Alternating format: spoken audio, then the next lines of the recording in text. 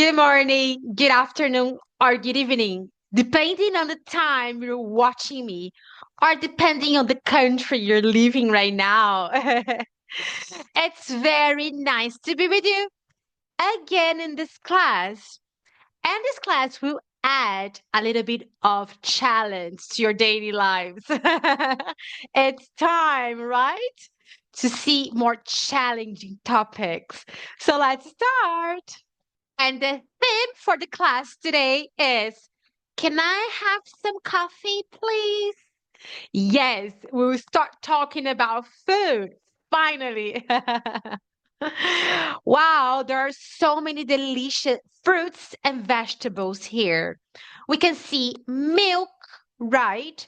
We can see broccoli, red pepper, garlic. We can see bananas, different kinds of rice, grapes, pears, avocados, and a lot of things, tomatoes. Are you getting hungry?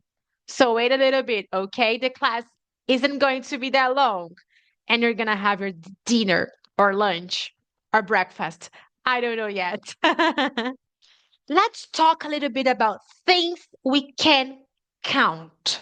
All right. Can you see the grapes here? The grapes. I can say one grape. I can say a grape because one is similar to a. I can say grapes. I can put an S. So it means I can count it. Good. What about orange? Orange. I can say one orange. Perfect. I can say an orange. An orange, which means one. Excellent.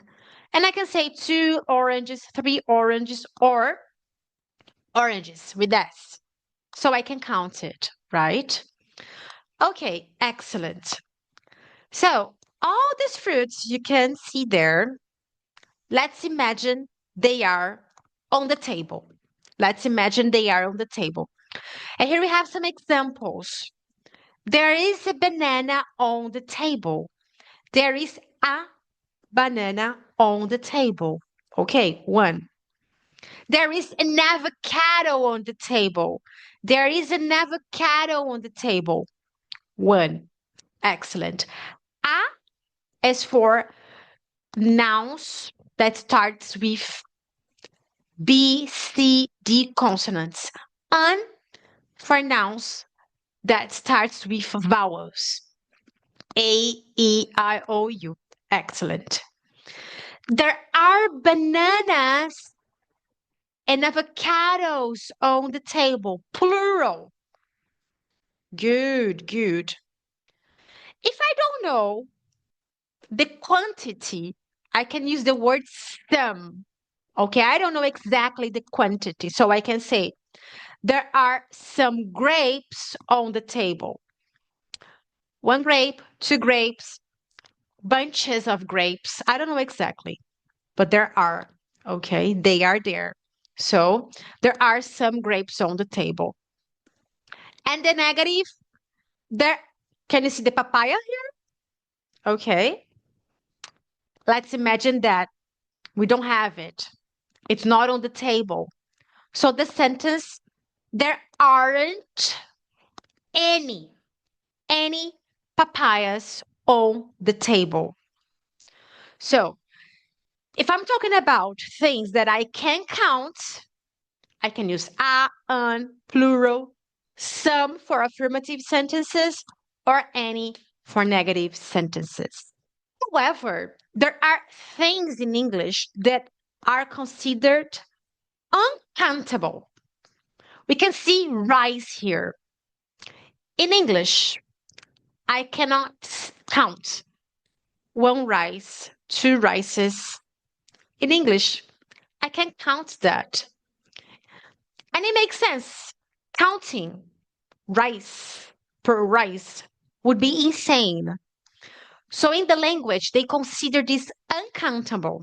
So I'll never say a rice, two rices. No, I will say some rice. Okay. let's imagine those two items are on my table. Okay. I never include an S. Okay, because it's uncountable. I cannot count it. Milk. I cannot say one milk, two milks. No. If we take a look at the dictionary, milk is uncountable, singular. Okay. And here we have the example. There is some milk in the fridge. There is a quantity. Maybe a glass of milk, maybe 2 glasses of milk. I can count the glass. Okay. But the milk itself, I cannot count. There is some rice on the table. There is some rice on the table. All right. A plate of rice, 2 plates of rice. I count the plates. I cannot count the rice. So there is some. Talking of the flour. Let's imagine this third item doesn't exist on my table at all. It doesn't exist. How can I express this idea in English? There isn't any flour on the table. There isn't any flour on the table. Can I say milks, rice, flowers? No, they are uncountable. So if I want to talk about quantity, I'm going to use some if there is, or any if there isn't. Okay? So I'll review. For things that I can count in English, I can use a. There is a banana. I can use an if the sound starts with vowel. There is an orange. For example, there is an apple. All right. I can use plural. There are bananas. There are apples. There are 2 bananas. There are 3 apples. I can use, all right, plural. If I don't know exactly the quantity, I can use there are some. There are some bananas. There are some apples. If they don't exist, I'm going to say there aren't any. Oh, Jessica, is there any, are there any bananas on the table? No, there aren't. There aren't any. What about things that I can't count in English? There is some. Okay, there is some milk in the fridge, or there isn't any milk in the fridge. All right. So for countable things, I use some. And for uncountable things, I can use some or any. I can use some or any for uncountable and uncountables. You see the list? The list for countable is long. There are plural, there are some, there aren't any. The list for uncountable is shorter, okay? But some and any I can use for both contexts. Things I can count, things I can't count. Okay, every time that I talk about existence, I use the word is there if it's singular, if it's uncountable, or are there if it's plural and countable. Here we have an example. Is there any coffee left for me? Is there any coffee left for me? Yes, there is some. Yes, there is some. Yeah, exists some. There is some. Okay. No, there isn't any. Sorry, we drank everything. Talking about existence. Is there?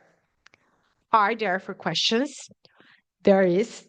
There isn't for affirmative and negative. Okay. Obviously, you need to do exercises in order to fix these grammar rules. Okay. So after watching this class, please study all the links I will send to you. Okay. Do the speaking activity I will send to you. The listening activities I'll send to you and read. Reading is the key point, is the most important point for you to memorize and use all those rules in a natural way. All right? So practice, study it a lot, watch this class as many times as you can, and talk to me. And if you have any question and any doubt, I will be helping you. Thanks for watching this class. Bye. Take care.